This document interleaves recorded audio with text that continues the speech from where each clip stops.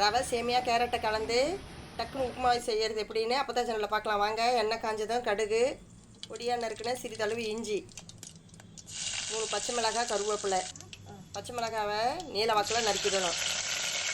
2 வெங்காயத்தை நீல வாக்கில் நறுக்கலாம், இல்லை பொடியாகவும் நறுக்கலாம்.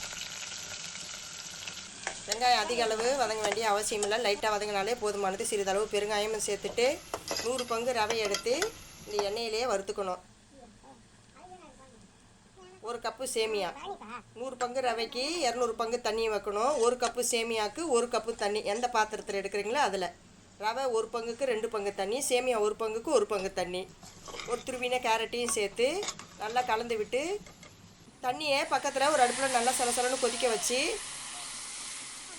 ரவை சேமியா கேரட்டோடு சேர்த்து நல்லா ஒன்று போல் தேவையான அளவு உப்பையும் சேர்த்து கலந்து விட்டுட்டு மூடியை போட்டு சிம்மில் வச்சு வெயிட்டை போட்டு 2 நிமிஷம் கழித்து இறக்கினா பல உப்புமாவு ரெடி.